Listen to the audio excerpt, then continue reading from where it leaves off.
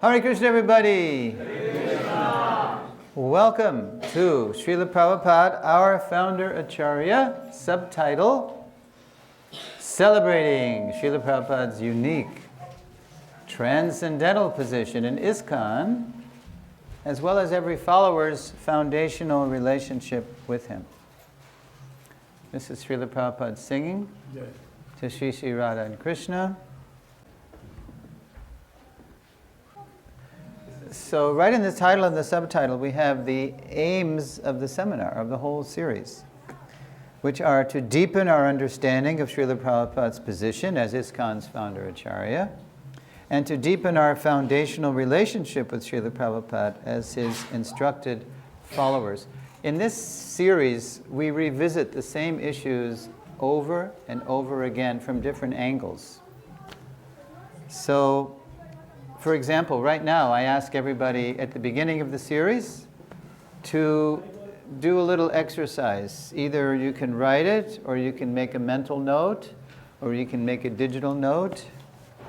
And by the end of the seminar, hopefully we'll all be closer to Prabhupada. But the exercise is this. In 108 words or less, describe your relationship with Srila Prabhupada today. At the end of the series, we'll look at how our journey has influenced that relationship. So I've boiled my relationship with Srila Prabhupada down to 11 words. I think that's what it is. Srila Prabhupada, my core identity is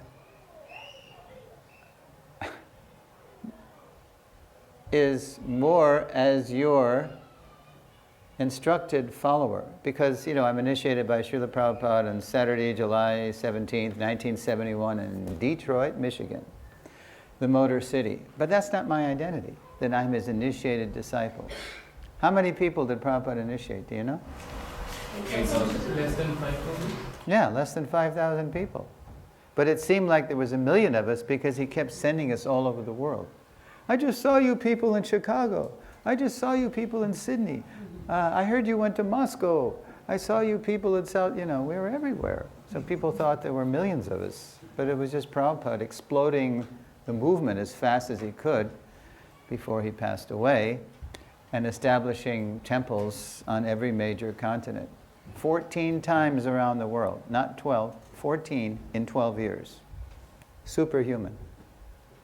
So, yes, I'm initiated by Srila Prabhupada, but to be close to Srila Prabhupada is not a question of initiation. It's a question of following his instructions. Whatever God family we're in, wherever in the world we live in, whatever generation we're in, he lives forever by his divine instructions. His divine instructions, and the follower lives with him. So we're going to hear that again and again from different angles. And that's the unity in ISKCON, amidst our ever-increasing diversity. We're so diverse. We need more unity, so we need more focus on Prabhupada, because Prabhupada provides the unity amidst our diversity. We're going to look at a few overview slides to show you where we're going in this journey. By the way, we should turn these lights off. Oh, now you can't see your notes, right? But is that better? Yeah, okay, so that's the way it is. You have to bring one of these next time. Or a flash, or a torch. Okay, so there's an iconic shot of Srila Prabhupada. Who knows where that shot was taken? Raise your hand. Okay, it's 1967, January. Prabhupada has done the unthinkable. He has left 26 Second Avenue, much to the chagrin of the devotees. They didn't know what to do. They thought it was always going to be them and Swamiji in that little hole in the wall called 26 Second Avenue, forever. Prabhupada, as soon as he had an opportunity, he took his first plane ride out to San Fran. He had an airport reception. And then the devotees wrote Prabhupada, Swamiji, we don't know what to do. Well, Prabhupada said, just he wrote back, follow my instructions. Put my picture on my seat, and then you can remember me that way. We don't have a picture. All right. We'll send you a picture. So Prabhupada enlisted the help of one Roger Siegel, who became Guru Das. And Roger was pretty handy with the camera, and he just set up, kind of in a spontaneous way, some shots. And this became a very famous picture. So, seminar overview. Who would like to read the Sambandha lessons? Raise your hand. Okay, you got the mic? Want to pass the mic? Bhakta mic?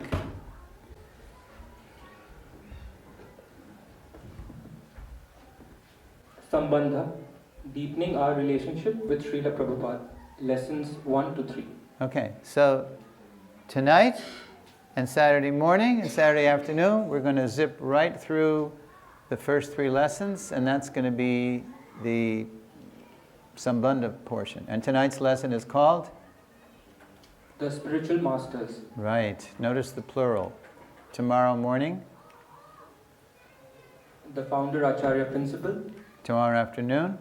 Srila Prabhupada, our Founder-Acharya. Notice the title of this lesson is the same title as the whole series, because when I only have time to present one lesson as a free sample,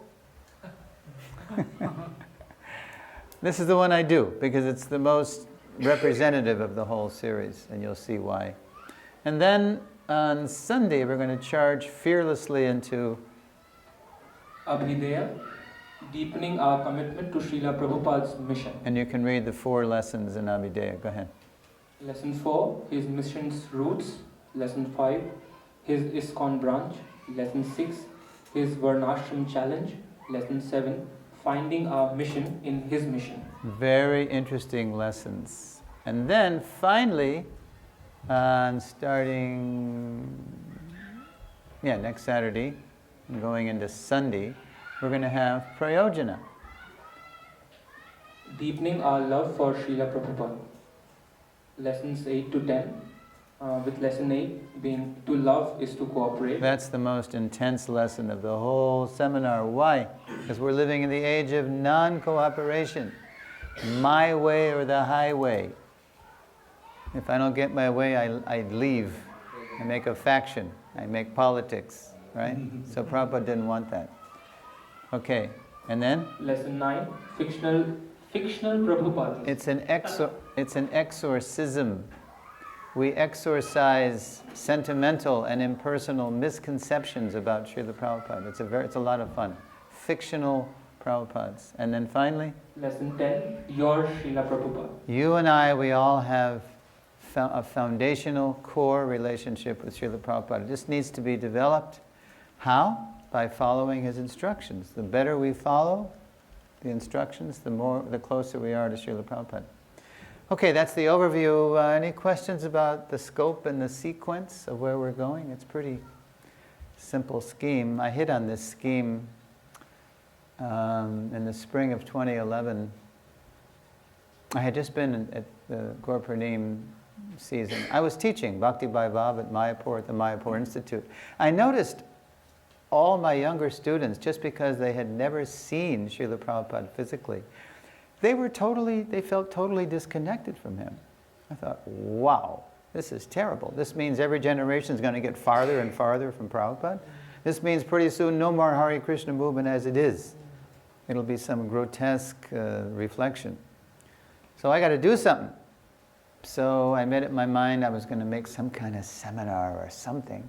And the next day, right in Mayapur, I bumped into a whole committee of people, a whole GBC committee of people who were committed to doing that. So I told them my idea, and they said, yeah, do it. Do it, we need it. So then I began researching how to do it. And I didn't know what to do with all the material. That Krishna was flooding me with all this material. Mm-hmm. So I wrote my godbrother, the late great Gopi Paranadhana Prabhu. And I said, Gopi, Prabhu, I have all this material, and I didn't know what to do with it. So on Pandava Nirjala Ekadashi in Honolulu, Hawaii, where I was based, it was really hot, and I had never fasted or did Nirjal, but I did the unthinkable. I didn't take anything for Pandava Nirjala Ekadashi, just praying to Prabhupada. praying to the Murti in his rooms where I was living. And so, sure enough, just as the sun was setting, and I was, you know how when you fast, it sort of puts you in an altered state of consciousness, right? You become weaker physically, but you become more within. You know, you start to see things you don't see. And I began to hear an inner voice. Sambandha abhideya prayojana. And it was like coming from Prabhupada's Murti, and it was, this is what you do. So I wrote Gopi and I said, I don't know what, I only heard of this in CC when somebody's trying to get in. Anyway, is this okay to use this scheme for Prabhupada? And so Gopi Pradhananda Prabhu said, well, it's a little innovative, but you know, developing love for Srila Prabhupada, Prabhupada is so utterly transparent to Krishna, it's the same as developing love for Krishna. You can't think of Prabhupada without thinking of Krishna, so go for it. So I did, and here we are, and it's working. Okay, now we're going to launch right into lesson 1. Okay, there is, who's that? Raise your hand. Okay, we have a taker here. It's Shukadev Prabhu. That's a good guess. But if you can read that, you got the whole answer right there. Now, if you're in the back, you can't read it, so they have an advantage up here. Yeah, there's Kaviraj Goswami. His body is shaking. We would say he has Parkinson's these days. You know, he's going blind. He's shaking, and he's. But I've received the Vaishnavas have asked me to write the definitive biography of Chaitanya Mahaprabhu, and I received the blessings of Madan Mohan deity. So, even though it's materially impossible for me to write this, it's over 11,000 verses. He's in his 90s, you know. I write on, and by the mercy of my Guru Maharaj, who's the Diksha Guru? Don't tell me Rupa Raghunath. Those are Shiksha Gurus at the end of every chapter, right? Rupa Raghunath Pade. Who is the Diksha Guru? Raise your hand. No one knows? It's a little controversial, but it's in a CC purport, actually. The Diksha Guru of Krishnadas Kaviraj Goswami is none other than... No takers? Sri Nityananda Prabhu. Yeah, he's of the category of God himself. But in the very first verse of CC, look what... Bande Guru Nisha Bhakta Bande Gurun. Plural. He says, okay, Prabhu, you want to read that? Yeah. Read that. I offer my obeisances unto the spiritual master. Plural. You don't have to read the references, by the way. Plural. Here's what Prabhupada says about that. He didn't say it, there's no purport, but just leading up to that first verse in the introduction, Prabhupada writes, Srila Krishnadas Kaviraj Goswami uses the plural here, gurun, it's not just guru, to indicate the disciplic succession. He offers obeisances not to his spiritual master alone, but to the whole parampara, the chain of disciplic succession beginning with Lord Krishna himself. So the spiritual masters, we're going to look at Guru Tattva as Prabhupada presents it in the very first chapter of the whole CC, called the Spiritual Masters. It's very interesting how Prabhupada presents this. And the first thing we have to know is that going back to Godhead is a plural enterprise. It's not just about one person. I asked Gopi Pranadhana a question. Luckily, he was still with us. He passed away in September 2011, so the whole, from April through August, I was asking him questions. And I said, hey Gopi, who's the deliverer here? Is it the Diksha Guru? Is it the Founder-Acharya? Is it Krishna? Krishna in the Gita, he says, I will deliver you from all sinful reactions. So who's the deliverer? So Gopi Pranadhana Prabhu wrote me back and he said, well, I'm on a train in China right now. I don't have all my references to Srila Jiva Goswami's Sandarbhas, but I know from studying Sri Jiva that if I try to pin him down to one person, I could not do it. Because it's the whole sampradaya, beginning, all bona fide sampradayas, of course, go back to Krishna. Sampradaya vahinaye mantraste nishpalamata. Even if we're hearing the Hare Krishna mantra, but not in sampradaya, it's not the real nam. And we won't get the full, nishpalamata. We won't get the fruit of the holy name unless we hear it from the lips of a pure devotee. What does Prabhupada say in the record? Hearing from the lips of the non-devotee causes poisonous effects. Yeah. So it's really all about connecting with the sampradaya, which is what our shiksha and diksha gurus do. To deepen our understanding of Srila Prabhupada's position as our Founder-Acharya, let's look at how Srila Prabhupada presents the spiritual master in Sri Chaitanya Chaitamrita as one and as many. Okay, Srila Prabhupada, I was sitting right about here. It's Saturday, September 2, 1972. Prabhupada is in New Vrindavan. You've seen this picture a lot, probably. It's in a lot of the books. Prabhupada's on a makeshift Vyasasana. And it's his Vyasa Puja day. And there's VIPs. We invited all press. New York Times was there. Mother Earth News, the leading Back to the Land magazine of the day. WWVA from Wheeling, West Virginia. And Congress, politicians were there. Because they wanted to meet. Who's responsible for all this singing on the streets? 72, ISKCON was 6 years old, right? So Prabhupada said, we'll invite them to New Vrindavan and we'll have Bhagavad Dharma discourses. Wow. So right in the middle of the discourses, Janmashtami happened and then Vyasa Puja was the next day. And so there's Srila Prabhupada. And we're all waiting for him. It's up on a hill. There's a big pavilion, open air pavilion. You see the woods in back of him. And while we were waiting for Srila Prabhupada, Vishnu Jan Swami, the legendary Kirtanier from my generation, he was leading us in Hare Krishna Kirtan. Hare Krishna, Krishna Krishna, Hare Hare, Hare Rama, Rama Rama, Hare Hare. And Sri Sri Radha Damodar, the deities he traveled with, were right on the stage, right next to the Vyasasana. We were all waiting for Prabhupada to come up. Prabhupada came up in a little yellow Volkswagen. He got out of the car and back, and then he came right up here and he jumped.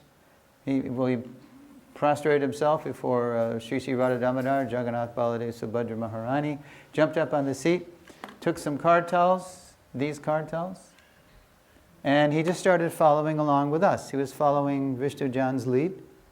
And then Prabhupada did an amazing thing. He stole the lead. He stole the lead. All of a sudden you hear, after Vishnu Jan sang, and then we respond, then you hear, Hare Krishna, Krishna Krishna. And we went mad. We went absolutely mad because it was like Prabhupada and Radha Damodar. They were opening up the whole spiritual sky and flooding the place with Krishna Prema. And we just started walking toward the throne there, Prabhupada's seat. And we were trying to sing, but we were crying, and we were barely able to. We went absolutely wild. And then Prabhupada, he finally brought the kirtan to a close. Jai Om Vishnu Pad.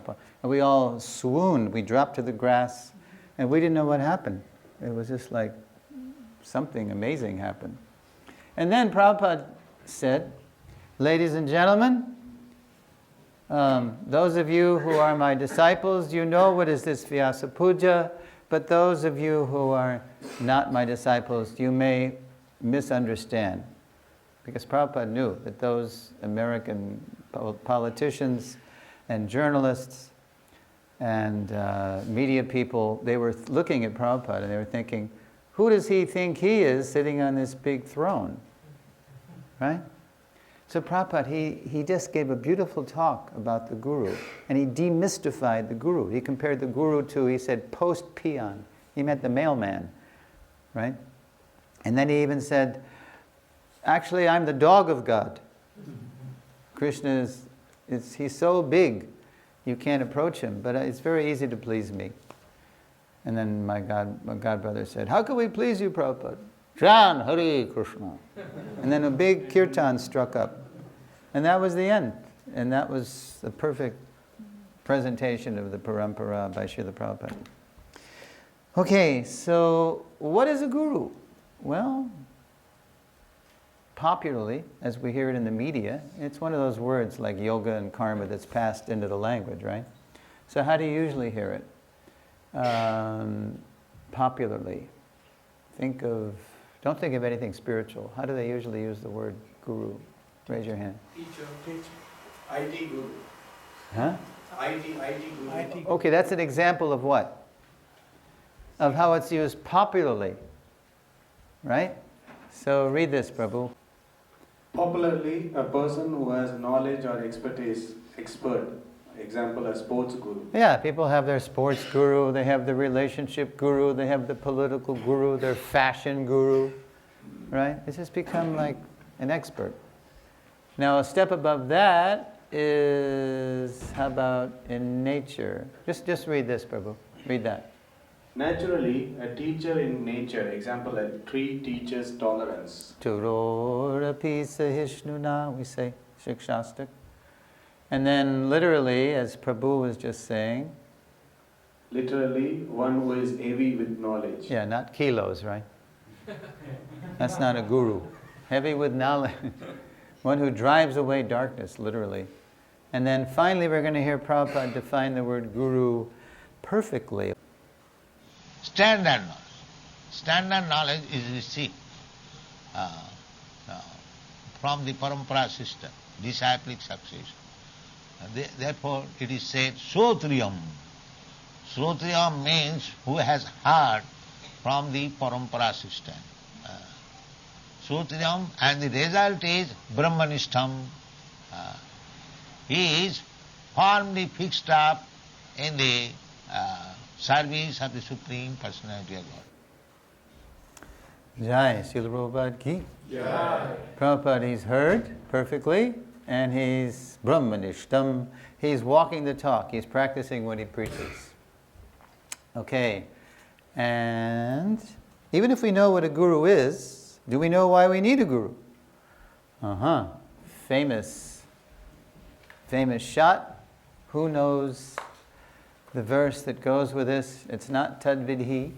It's earlier. It's 2:7. Any Gita lawyers in the house? All right, I'm going to start it, and you're going to have to chime in. I know you know it. Karpanya dosho pahatasvabhava prichami tvang dharma sanguda cheta yatshreyaksya nischitang bruhitan me shishyaste hangshadimang tvang prapannam. Now am I confused about my duty and have lost all composure because of miserly weakness. In this condition, I am asking you to tell me clearly what is best for me. Now I'm your disciple, and the soul surrendered unto you. Now in the purport, Prabhupada starts the purport. How about Rikeshwari, you read this. This is how Prabhupada starts the purport, and it tells us why we need a guru. All right? By nature's own way, the complete system of material activities is a source of perplexity for everyone. In every step there is perplexity, and therefore it behooves one to approach a bona fide spiritual master who can give one proper guidance for executing the purpose of life. Yes. The material energy is designed to baffle us. So to learn almost anything, we need a teacher, even to learn how to tie our shoes. So our mother has to teach us how to tie our shoes, right? Guru Ma. Yet when it comes to studying the highest science, the quote, spiritual science of the self, Gita 10:32, we often naively think that we can be our own guru. Do it yourself, right? So once we understand why we need it, we need help. The bound cannot help the bound. So once we understand why we need a guru, it is important we connect with a genuine guru to whom we can surrender.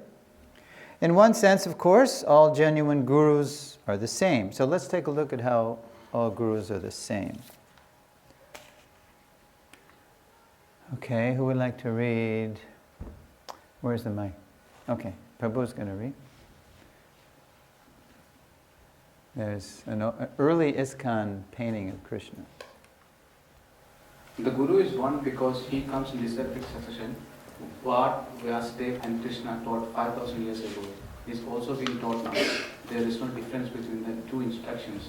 Although hundreds and thousands of acharyas have come and gone, the message is one.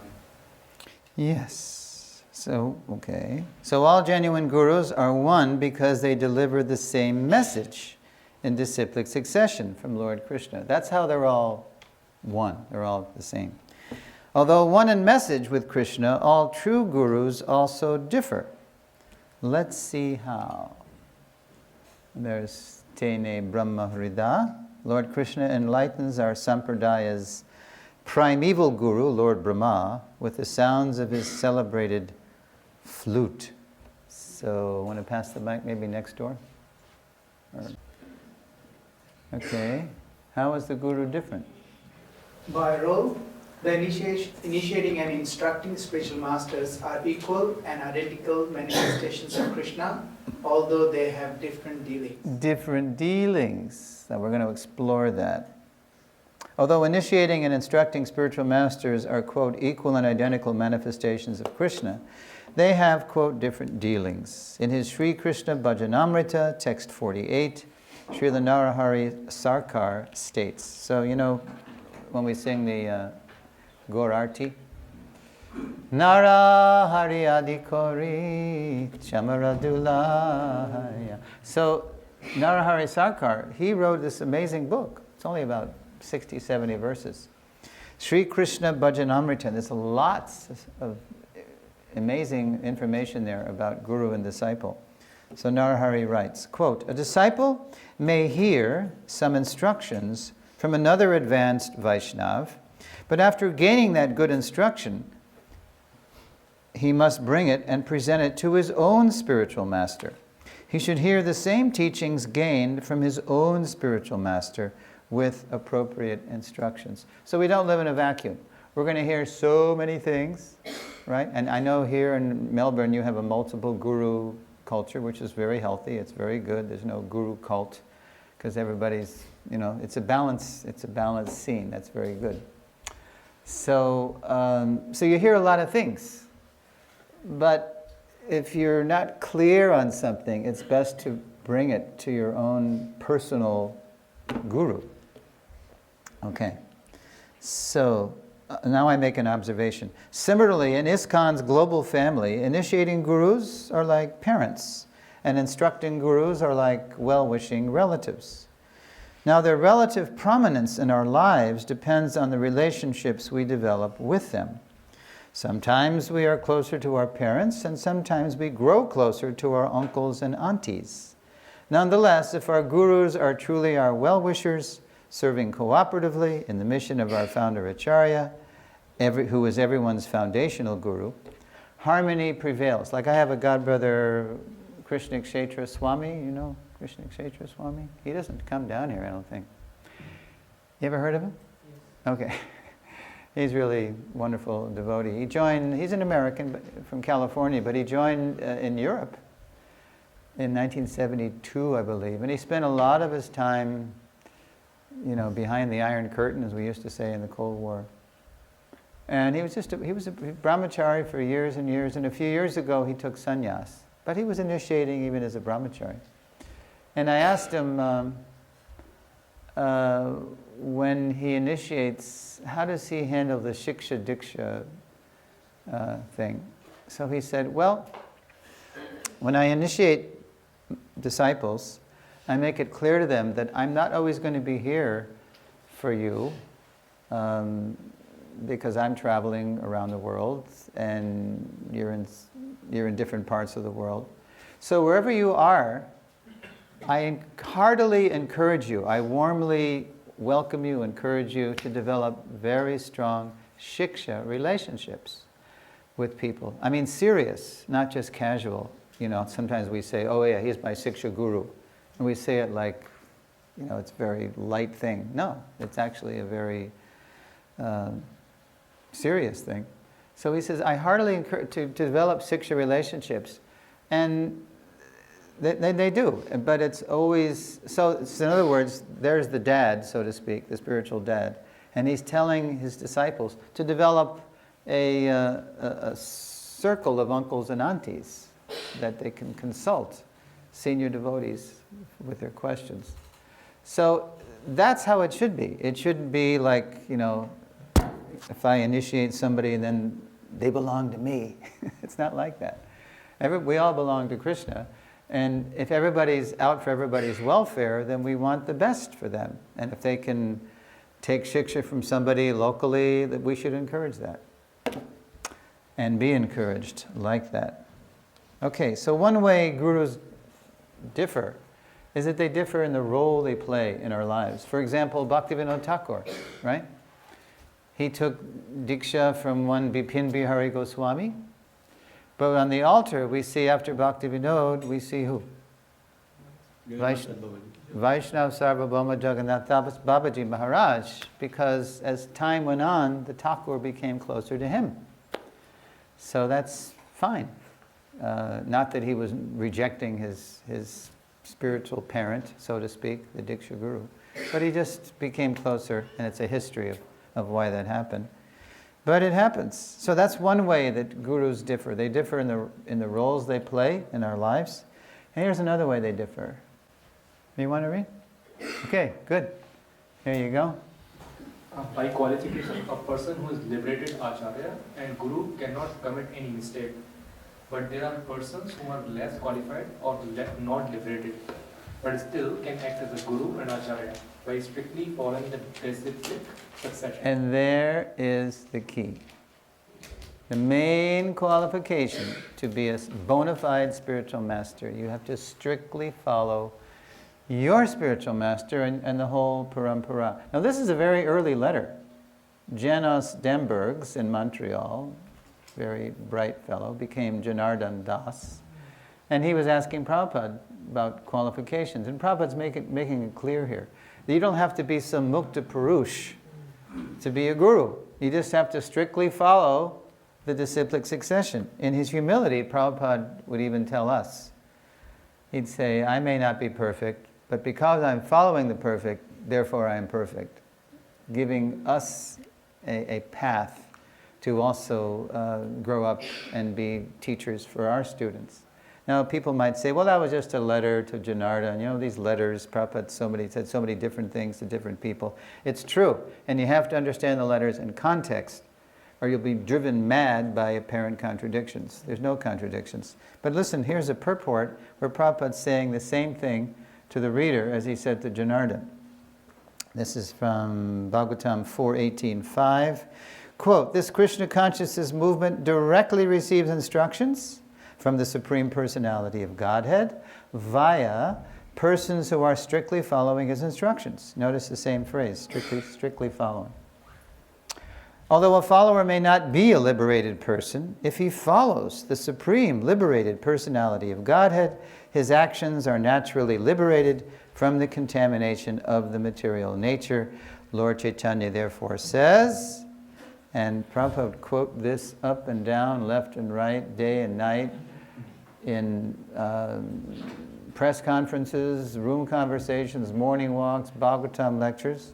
Yare dako, whoever you meet, tare kaha, tell them, Krishna Upadesh, tell them what Krishna says. Amara gyai guru hanya, by my order. Tare desh, you be a guru and you save this place. You save Albert Park, you save Melbourne, you save Victoria, whatever the capacity is. You notice gurus have different capacities.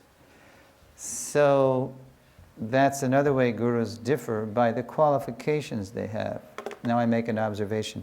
Liberated or non-liberated, a guru is qualified, quote, by strictly following Guru and Krishna. In this way, according to one's capacity, everyone can act as a guru and please Srila Prabhupada and Sri Chaitanya Mahaprabhu. As Srila Prabhupada put it, this is an interesting quote from a lecture in Hawaii. Prabhupada says, Prabhupada takes the part of the guru and the disciple in this quote.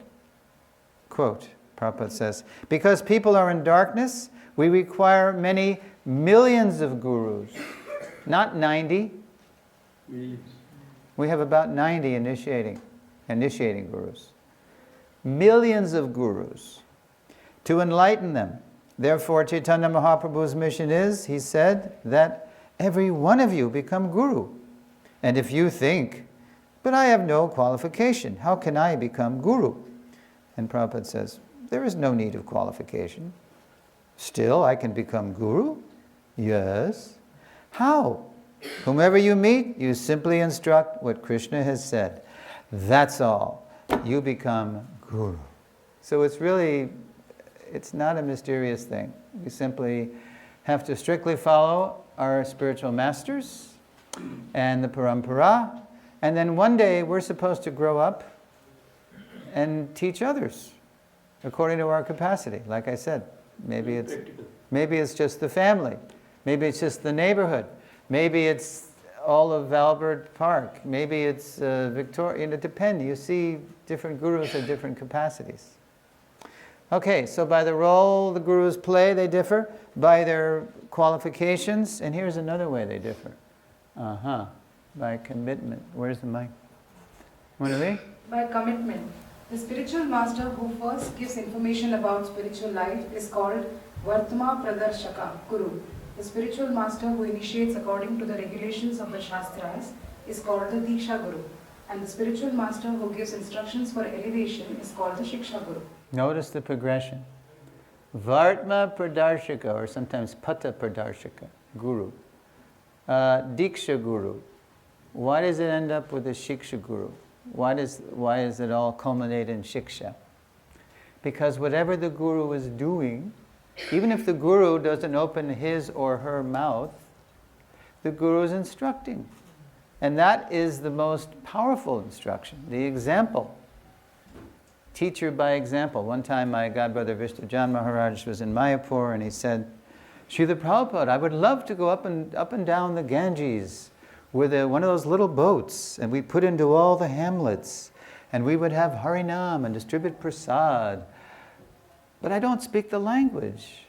And so Prabhupada said, they don't care what you say. They just want to see how you behave. Achar is more important than prachar. Example is more important than precept. Actions speak louder than words. So it really all ends up in shiksha, whether we're talking about introducer or initiator or instructor. It's all about really instruction. He lives forever by his divine instructions, and the follower lives with him. Now, having examined the oneness and difference among gurus, we're ready to look at how all true gurus are really different manifestations of Krishna's mercy. So there's Srila Vyasa, the literary incarnation of God, playing the part of the disciple. There's Srila Narada Muni, playing the part of the guru. And let's see how we do here. Okay, so young man? Yeah, I can. Okay. Want to read? I first offer my respectful obeisances at the lotus feet of my initiating spiritual master and all my instructing spiritual masters. Very good. And then in the purport to 135 cc, here's what Prabhupada writes. Very interesting. Quote, a devotee must have only one initiating spiritual master, because in the scriptures, acceptance of more than one is always forbidden. You know, this reinitiation phenomenon, which happily doesn't go on so much anymore. Unnecessary, Prabhupada said. In fact, Prabhupada says it's forbidden. There is no limit, however, to the number of instructing spiritual masters one may accept. That's what Kaviraj Goswami says. I have one initiating guru. Who was that? Lord Nityananda. And I have unlimited, there's no limit to how many instructing gurus I can take. And then, listen to this. Generally, a spiritual master who constantly instructs a disciple in spiritual science becomes his initiating spiritual master later on. Is that what we do in ISKCON? When someone comes to the temple? They take shiksha from the devotees, and then what happens? Very often somebody flies in and initiates them, and then flies away. Is that what Prabhupada is describing here? Generally, a spiritual master who constantly instructs a disciple in spiritual science becomes his initiating spiritual master later on. We don't do that, do we, as much as Prabhupada is. When Prabhupada says generally, he means historically, normally. This is the way it works. Like in ancient India, village India, right? There's a sadhu, and then people hear from the sadhu, and they're inspired, and then they want to go to the next step, bhajana kriya. And so he initiates them into the parampara. But Prabhupada himself did not show that example. Because why? Prabhupada would fly and also would fly away. So why? What was the situation? Why did Prabhupada do that? What was he doing for 12 years? He was exploding a worldwide movement. He couldn't just sit down in one place. So who did Prabhupada depend on to see if somebody was really ready for initiation? Raise your hand. Temple presidents! So many letters. So you should see if they're serious and sincere. And the measure of serious and sincere was they're following the regulative principles, they're chanting 16 rounds, and they're cooperating. They're not making some faction or doing their own thing, or, that's what we do in Kali Yuga. They're surrendering.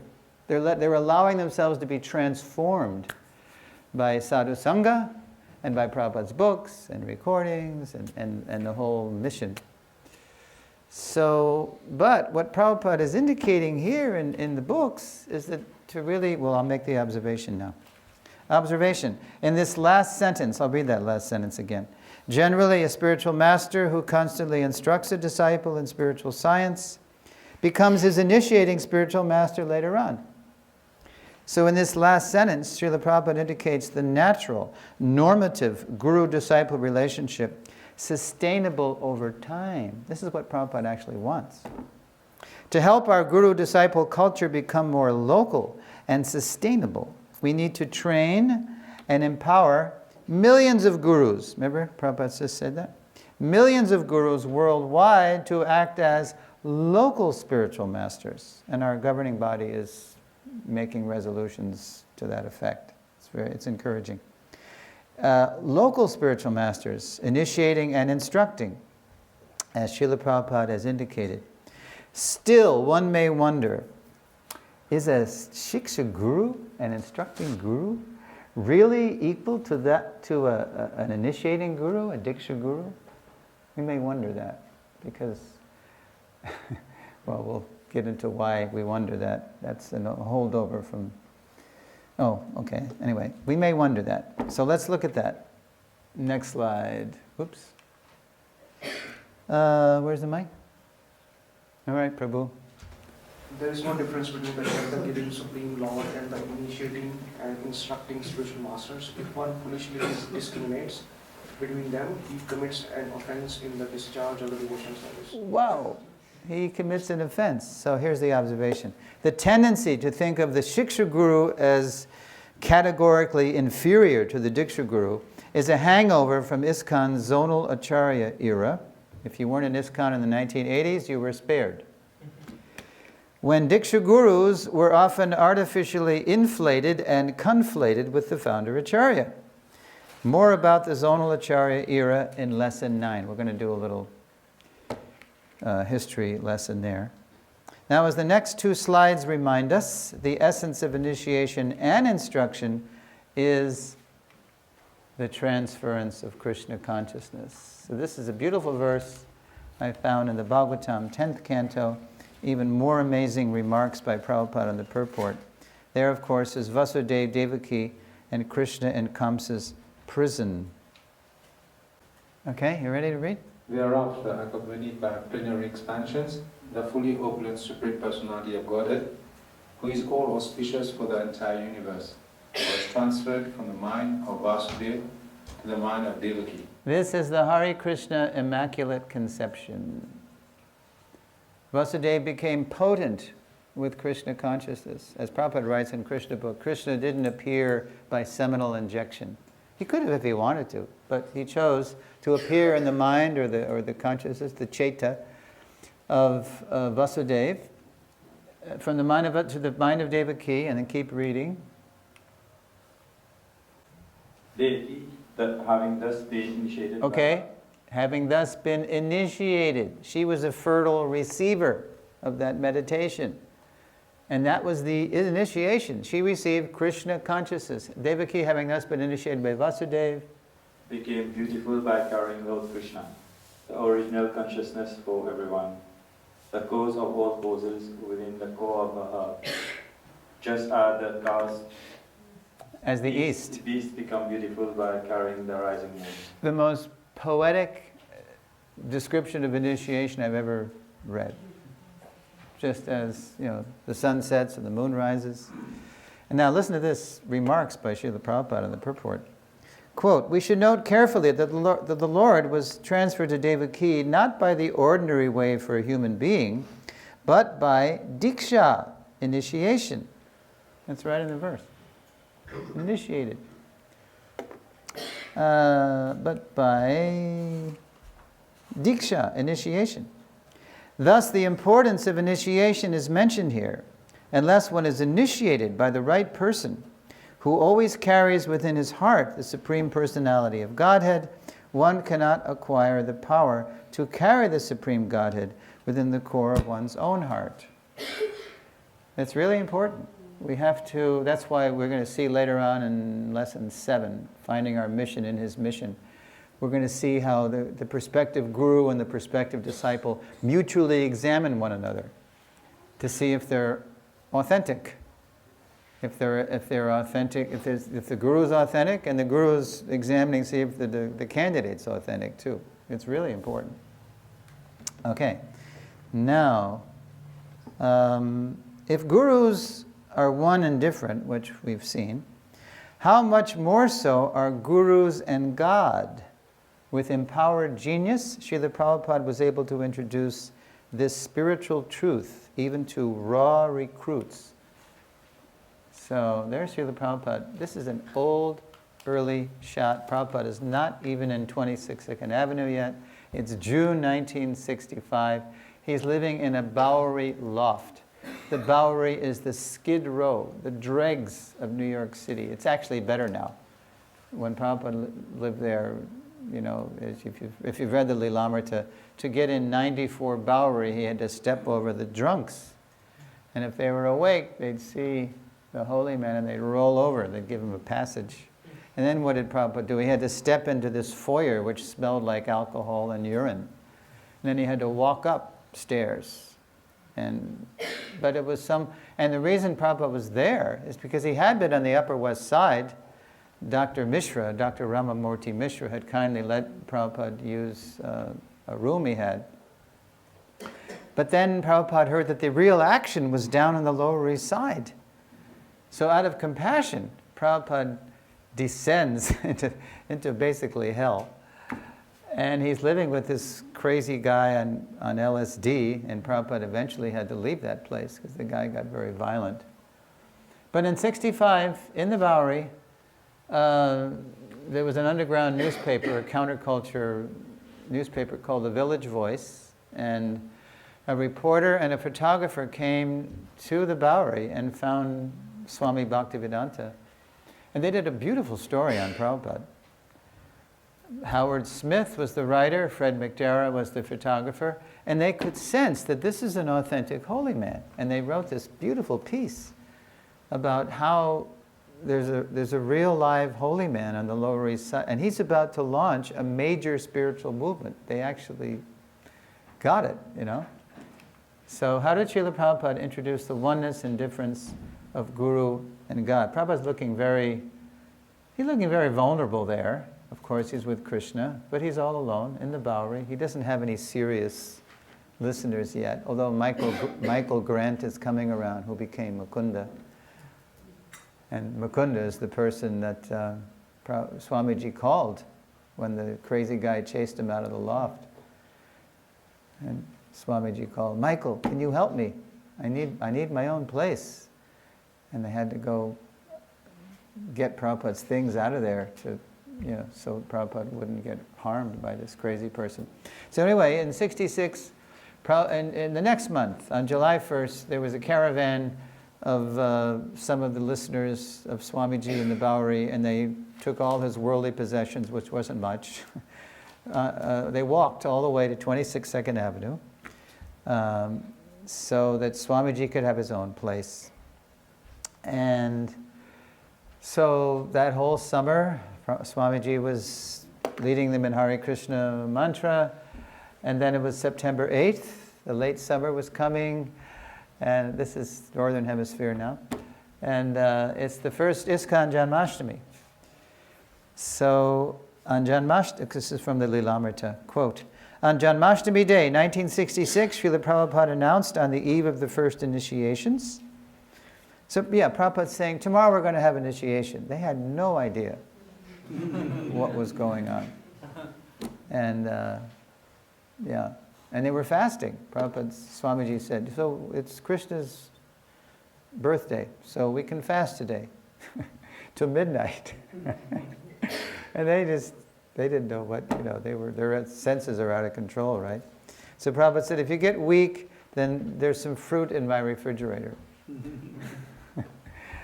So they're fasting, and then Prabhupada says, we're going to have initiation, and you should get beads. There was a bead shop, Tandy's bead shop. They got these red, they weren't Tulsi or anything, it was just like smooth red manufactured beads. And then they were stringing the beads on string. And then Prabhupada saying, in my Guru Maharaja's mutt, Gaudiya mutt, many people were chanting 64 rounds. And the devotees were, what? How could anybody do that, So Prabhupada saw their reaction and he said, well, I think maybe you can chant 32 rounds. And it still was, oh, that would take all day, Swamiji. All right, 16 rounds, minimum, no less.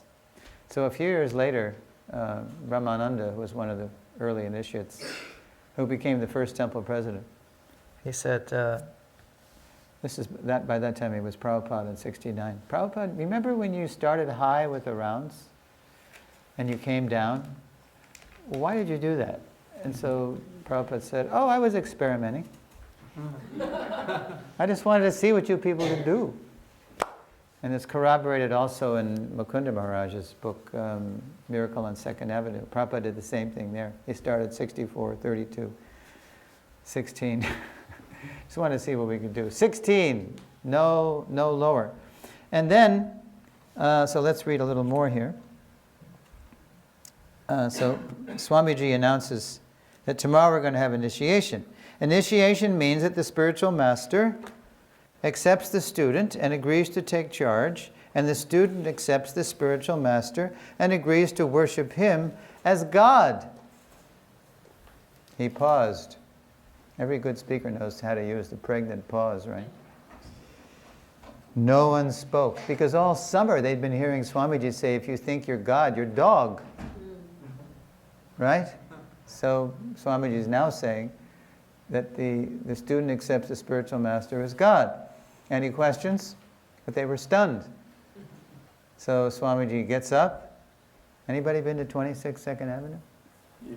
Okay. So you can go to 26, and if you get up, facing the street where Prabhupada was, then he walked to his right out the door, and he walked through the courtyard up to his apartment, number 2C, and he just let them mull over what he had just said. But they were too stunned. They were just like, hey man, did you hear that? My mind's been blown, man. I don't know if I can take this. So they didn't know what to do. So finally, Howard, who became Hayagriva, he walked upstairs. Howard was an English professor at Ohio State. And he was big body, booming voice, big hair, beard. So Howard says, does what you told us this morning mean we are supposed to accept the spiritual master to be God? And then Swamiji says, that means he is due the same respect as God, being God's representative. Prabhupada replied calmly, then he is not God? No, Prabhupada said. God is God. The spiritual master is representative. Therefore, he is as good as God because he can deliver good God to the sincere disciple. Is that clear? And it was clear. Prabhupada was waiting for them to ask for clarification because he doesn't want blind followers. It says right in Gita 4:34, Tadvidhi Pranipad, to try to learn the truth by approaching a spiritual master. Right? Inquire from him submissively and render service unto him. The self-realized souls, plural, can impart knowledge unto you because they have seen the truth. In the purport, Prabhupada says, both absurd inquiries and blind following are condemned. We shouldn't ask foolish questions. I mean, no question is foolish if it's sincere. But here's an example of a foolish question. Somebody asked at the storefront, if the spiritual master knows everything, then Swamiji, can you tell me how many windows there are in the Empire State Building? So that was a foolish, absurd inquiry. It was irrelevant. So here's how Swamiji answered the question. How many droplets of water are there in a mirage? In other words, that question is about as relevant as his question. It's meaningless. So Prabhupada wants, what was the only question Prabhupada said he asked of his Guru Maharaj? You know? How can I serve you? Yeah, how can I serve you? That's really the purport of all questions. Our questions should be relevant to that. Inquire from him submissively and render service unto him. Okay, so that is the last slide. It's 8:37. I don't want to go past 9. So I'm going to take questions from you, but here's how we do the Q&A. And it's really important you get this. Because Srila Prabhupada, being the source of our Krishna consciousness and his ISKCON Sangha, connects to everything. So the tendency is to want to ask about anything and everything. But each time we have a lesson, there's going to be what I call learning outcomes. It's just basic pedagogy, teaching. So lesson outcomes. By the end of the lesson, so try to ask your questions in relationship to these learning outcomes. By the end of the lesson, students will be able to identify different usages of the word guru, from popular to perfect. We should know, from the ridiculous to the sublime, right? We should be able to explain why we need a guru. We should be able to explain how all genuine gurus are one, and also how they're different. We should explain how the essence of initiation and instruction is the transference of Krishna consciousness. It's like when Prabhupada met his Guru Maharaj. He didn't even want to go at first, right? He said, my friend Naren had to drag me. But then after the meeting, Naren asked him, what did you think of Bhai? Oh, he's wonderful. I can see now that Chaitanya Mahaprabhu's teachings are in expert hands. So Prabhupada told us, he said, I accepted him as my spiritual master immediately. His allegiance flew from Gandhi to Srila Bhaktisiddhanta in a blink. It was a change of heart right there. And then Prabhupada said, not officially, because in 1922 he met his Guru Maharaj. It wasn't until 1933 in Allahabad that he took Diksha. But the change of heart had already happened. That's the essence of initiation.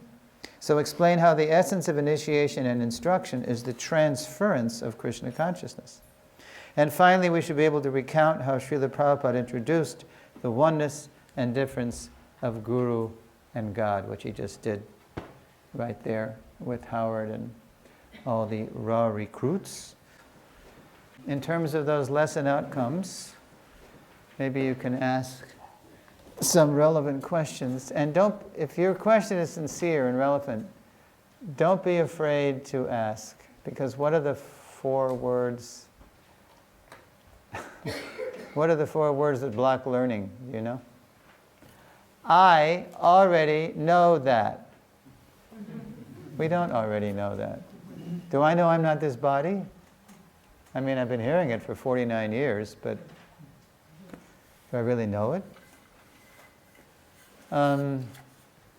Okay, we have a taker in the back. I did see a hand. I'm just going to go. I saw this hand here. Where's the mic?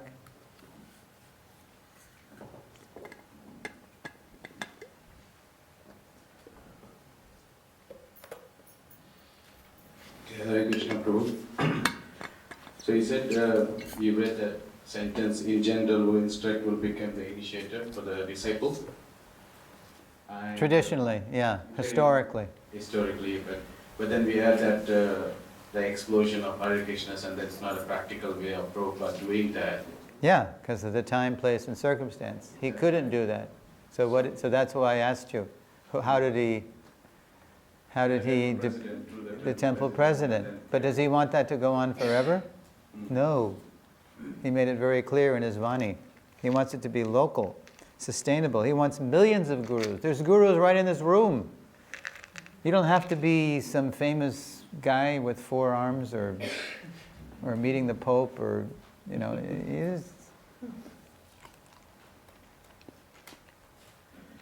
yeah. So then, if you see the current ISKCON of getting initiated or something, we see both, you know, as instructing, becoming the, you know, initiator, and also we see the other model where the temple president also recommend the people who are inspired, because if you see, not probably all the gurus are present, but then their Vani is available as much as, you know, in your touch phone, you know.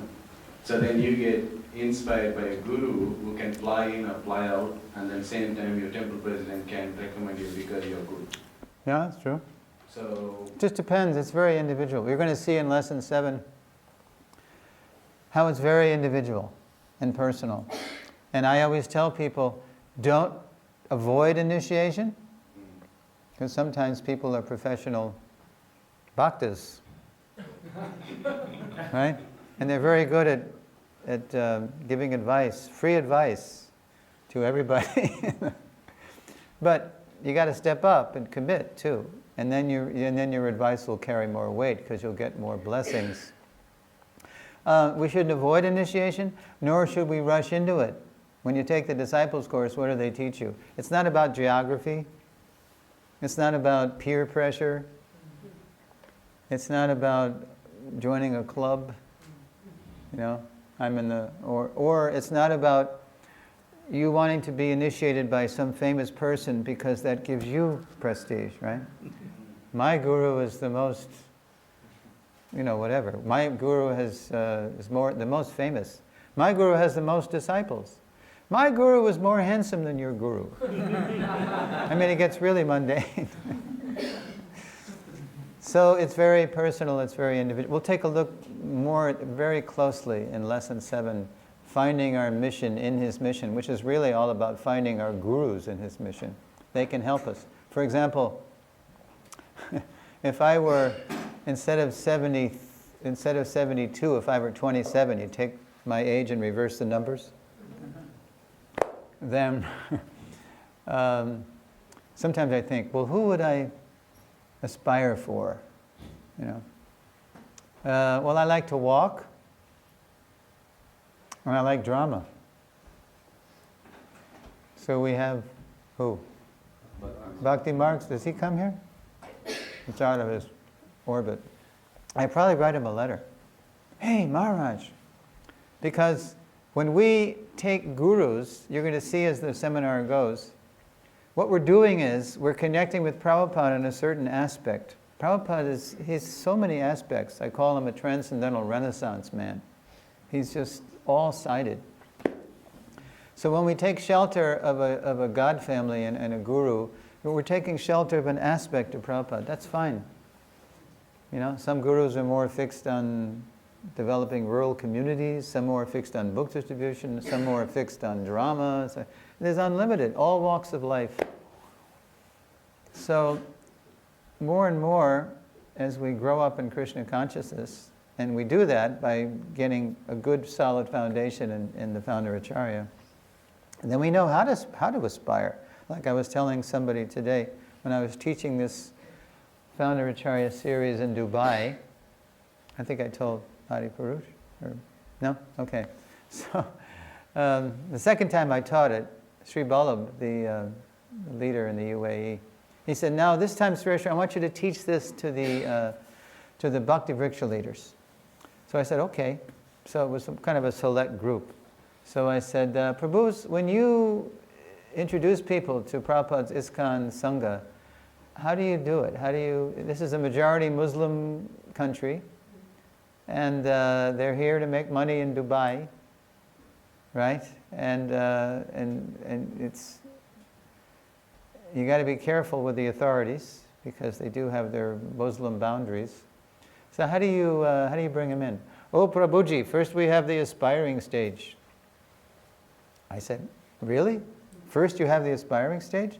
How about we back up a little bit? How about we have a foundational stage?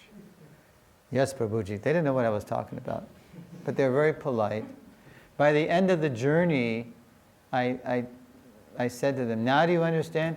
If you prematurely teach them how to aspire for a spiritual master, they may aspire, and then they'll probably perspire, and then they'll probably expire. Because they don't have a solid foundation. And then when life gets rough, life is, you see anybody's chart in planet Earth, it's like this. Hills and peaks and valleys, because we're on Middle Earth, They might renounce their guru, they might renounce the Hare Krishna movement. I don't like Krishna anymore. Why did he do that to me and all this stuff? We don't get it. We need a solid foundation in the Founder-Acharya's life, teachings, mood, and mission. That's kind of my mantra. So then they got, yes, Prabhuji, we understand. So don't avoid it, don't rush into it. And some people are fine not seeing their Guru Maharaj. They want to be a little distant. Maybe they're doing things they don't want Guru Maharaj to see, I don't know. But others need more, local care and that kind of stuff. So it's you'll see in lessons. Everything, probably most of the questions you'll ask tonight, I'll tell you how we're going to really go deep into them in a future lesson, because this is kind of introductory. But it's a good question. And it's not stereotyped. Everything's always individual, personal, how Prabhupada did it. Who was Prabhupada's first disciple? Right. Prabhakar Mishra, who became Acharya Prabhakar. And so we had a lot of personal association with Prabhupada and Jhansi, right? Yeah. But later he didn't do much. But he really did serve Prabhupada pretty well in India. Okay. Can we say, first of all, oneness and difference of Guru and God, same as what Mahaprabhu says, Achintya Veda Ved? Yeah, there is Achintya, that's true with everything. And that's the nature of reality, Achintya Veda Ved. Krishna is inconceivably and simultaneously one with and different from all his energies. But the real, I think, if you want to identify a phrase, we sing it every morning, at least when we come to Mangal Arati on time. I'm not so good at that, but what's the phrase we sing every morning where there's a oneness and a difference? Sakshat Hari, Tvena. He's directly the Supreme, the spiritual master is beyond it as much as the Supreme Lord, on account of his being the most confidential servitor of the Lord. This is acknowledged in all revealed scriptures and followed by all authorities. Therefore, I offer my respectful obeisances unto such a spiritual master. Just like if, who's the mayor of Melbourne? Do you know? Anybody know? No one knows the mayor of Melbourne. Okay.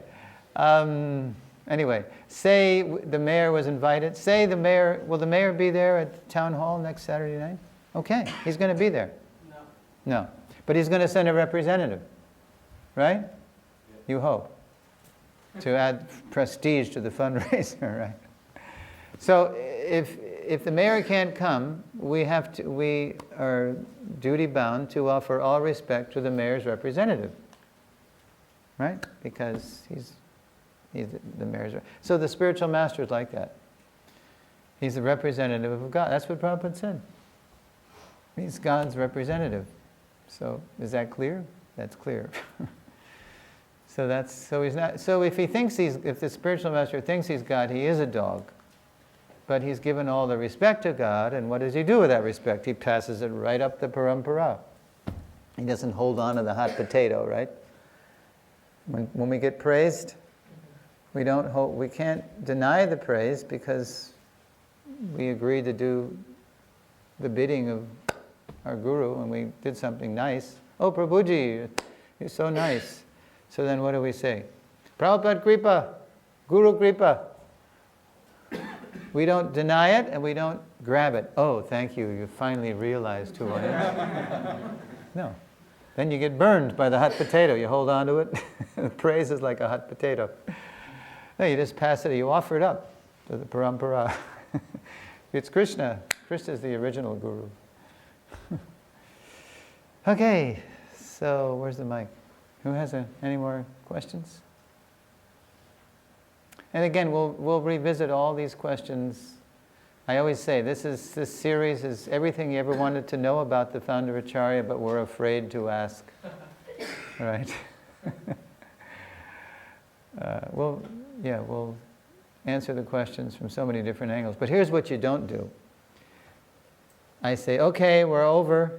And then we all bow down, all glories to Srila Prabhupada. And then I'm putting my things away. And then you come up to me, right? Prabhuji, I didn't want to say this in front of all the devotees. Why? Because we don't want to appear foolish, right? Or because the devotees know us and we always ask the same question. Right? That's what we do. We all have our favorite questions. And we try it out on all the sadhus that visit. Right? Just to say what they'll say, right? So if you have a question, but you're going to save it for after don't do that, because I'm not going to answer it. Ask it now for the benefit of everybody. And don't worry, we're among friends. We're not going to think you're foolish. Or no such thing as a foolish question if we're sincere in a question. All right, that means you're satisfied. You're not going to come up to me. But if you do have a question, you have a hunch that it's going to be asked again, and it will be, and we're going to answer it from a different angle, you're probably right, because we do, like the whole initiation, I hope we get a chance to do this story. I have a beautiful story about someone who didn't take initiation for 17 years. And the person said, you can tell my story if you don't tell my name. So I honor that, and I tell the story, and it's a pretty powerful story. Okay, I'm just stalling here, waiting for a hand to go up. We all done? Okay, we have a question. Prabhuji is bravely going to ask the question.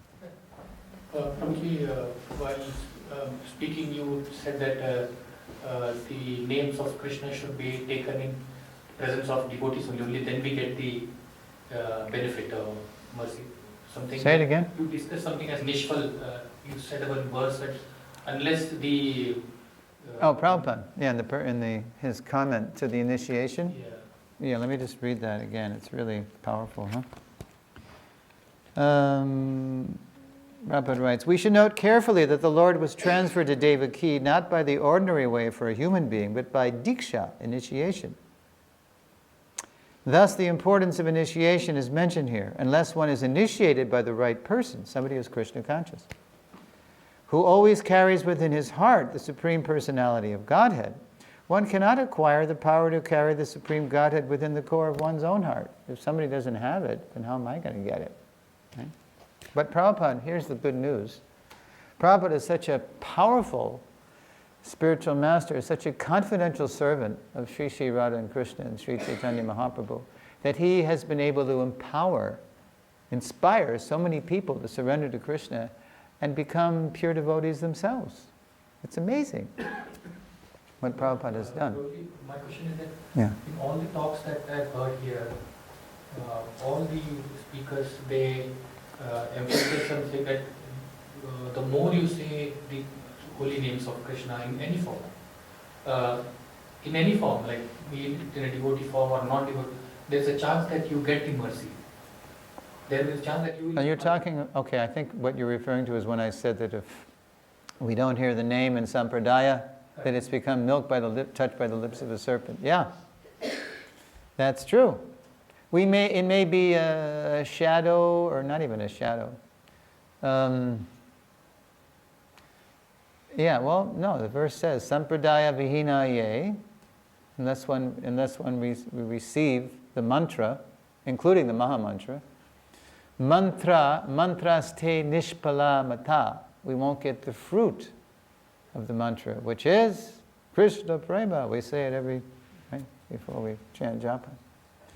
So, sometimes we become attached to hearing different kirtaniyas. There are very popular kirtaniyas who record, and they're all over the internet. And well, no, I mean, he's hearing it in Sampradaya, our Vyasa Prabhu. But people who never connected with Sampradaya, who just are good singers by their karma, and then they've heard the Maha Mantra and they become very popular. So, unless we hear the name ultimately from somebody in Sampradaya, we won't get what's the ultimate result of hearing the name and then practicing the name. Krishna Prema. Because unless we're hearing it from the lips of a pure devotee, like Bhaktivinoda Thakur says, Nama kara bahir hoy. Nama nahi hoy. Merely to mouth the external syllables of the holy name does not mean that one is actually chanting the holy name. To get Shuddha Nam, we actually have to hear it from someone who has Krishna Prem, and then as we follow the instructions of the Guru, and then we go from the offensive stage to the clearing stage to the pure stage, we won't really get there. That's not to discourage anybody from chanting Hare Krishna, but to really come to the right point of Krishna Prema, we need to hear it from somebody who's following in Sampradaya. Otherwise, we're hearing some external Nam. That's not the real Nam. But by hearing that, maybe we'll be inspired to hear from somebody who has Shuddha Nam. So it's nothing, as you suggest, nothing is really bad, but it's kind of like Prabhupada gave the example of you can take the elevator up or you can go step by step. Like in the Washington Monument in Washington, D.C., it's 898 steps. I know, because when I was 11 years old, we took a school field trip to the Washington Monument, and I insisted on climbing every step so I could show off and tell everybody that I climbed the Washington Monument, right? But I could have taken the elevator, right? And that's what Krishna consciousness is when we're in Sampradaya, in a legitimate spiritual community. We're on the express train. We're on the express going up. Otherwise, there's every chance taking it the local that we'll get distracted, diverted, right?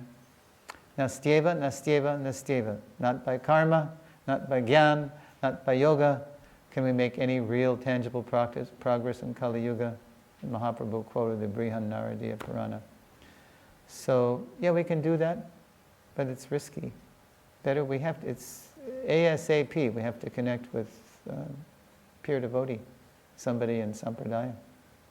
Do you have any, is that all right? Or? What my question, my doubt is, you said that if a non-devotee, it acts like a poisonous effect. Yeah, well that's especially when somebody is chanting Hare Krishna, but they're actually preaching that the Absolute is something formless. It's Mayavad. But like, I am not a devotee, but if one of my relatives died, for example, the final stages, and in front of him, if I'm reciting this Hare Krishna, I am not a devotee. Will that act as a poisonous effect to that person? Say it again, slowly. For example, one of my relatives. One of your relatives. My relative is on deathbed, final stages of life. Yeah. And I am not a devotee. I am not following any disciplic succession, but I am reciting this Hare Krishna in front of him. Yeah. In his final stages.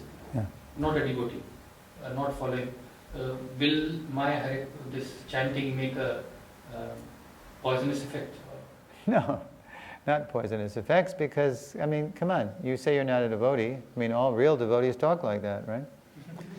But you're in the Sangha of devotees. So you're hearing the Hare Krishna mantra in parampara, even if you're not, I don't know you personally, but maybe you're not at the stage of bhajana kriya yet, where you're able to follow disciplines of bhakti, avoiding the activities which hurt us. You know, the do's and don'ts of bhakti. But you're hearing. So, you know, Krishna is not a technicality, he's a person. So at the time of death, you know, maybe I'm chanting Hare Krishna, but maybe I'm not on the level, my heart is still, I'm not complete yet, right? So that's what Krishna is hearing. He's hearing the sincerity. And even if I'm not completely perfect, Krishna says in the 6th chapter that I'll come back in a family of Brahmins or rich people, or in a family of transcendentalists who are verily great in wisdom. So yeah, that's not poison. Poison is somebody who's just chanting Hare Krishna and worshipping the impersonal absolute, and poisoning us to think that Krishna is somehow, God is not a person. That's poison. Mayavadi bhashya shunile hoya sarvanash. Mahaprabhu said, if we hear the commentaries of impersonalists, now there's Brahmavadis and Mayavadis. Brahmavadis are not envious, they're not poison people like the Kumaras were Brahmavadis.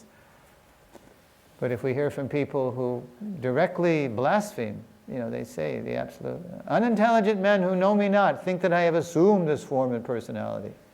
They do not know my higher nature, which is changeless and supreme. Fools deride me when I descend into human form. They do not know my transcendental nature and my supreme dominion over all that be. That's Mayavadi. So, yeah, Mayavadis chant Hare Krishna, but they have another idea. They're ultimately saying Krishna is headless, earless, formless, fluteless, clueless. Yeah, so don't worry. I mean, if you chant Hare Krishna, then it's going to have some good effect, whatever level of Krishna consciousness you have. Okay, we are past time. Thanks for asking that, and we will undoubtedly that'll come up again. Thanks for coming. What time are we going to be here tomorrow morning? 11 to 12:30, and then we're going to have prasadam, our favorite activity. Srila Prabhupada ki jai.